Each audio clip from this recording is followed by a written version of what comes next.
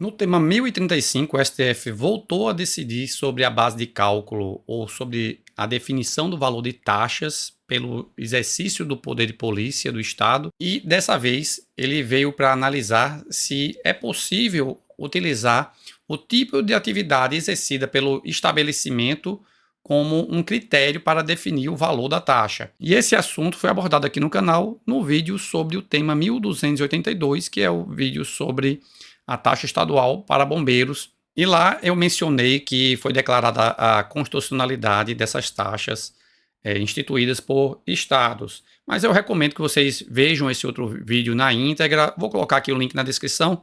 Mas eu relembro a vocês que, se quiserem achar algum vídeo aqui no canal, basta vir aqui no canal pelo navegador, no computador, e colocar a expressão aqui nessa lupa, que é diferente da pesquisa aqui em cima, que é a pesquisa que você faz em todo o YouTube, aqui é a pesquisa dentro do canal, tá certo?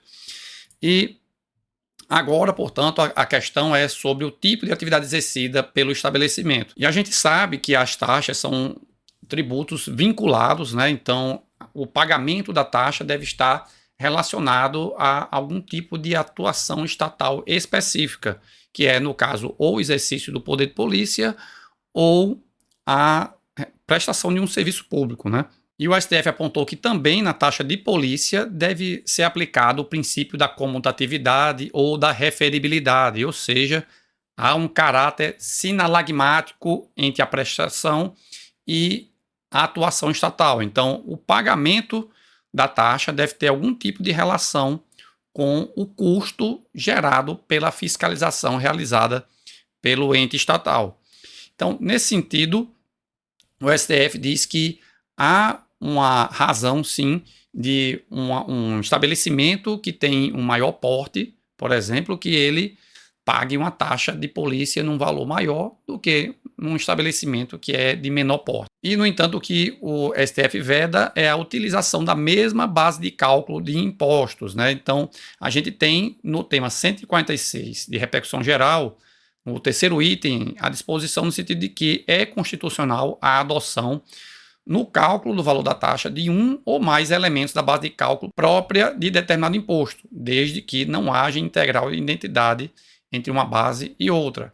Então, por exemplo, é possível que uma taxa utilize a área do imóvel, por exemplo. E nesse caso aqui, o que a lei questionada fazia não era nem isso, né, que seria utilizar um elemento do IPTU, era de utilizar pelo tipo de atividade econômica desempenhada pela pessoa jurídica contribuinte.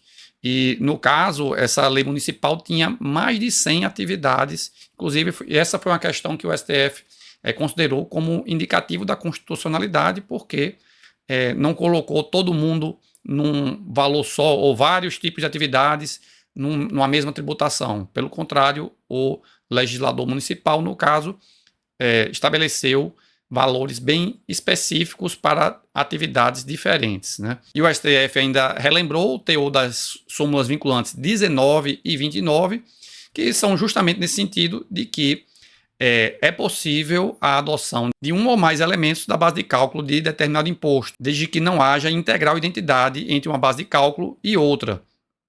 Então, o STF afirmou que é constitucional considerar o tipo de atividade exercida pelo contribuinte como um dos critérios para a fixação do valor de taxa de fiscalização do estabelecimento. E é isso. Se gostar desse conteúdo, lembre-se sempre de clicar no botão de curtir e também de ativar as notificações no canal.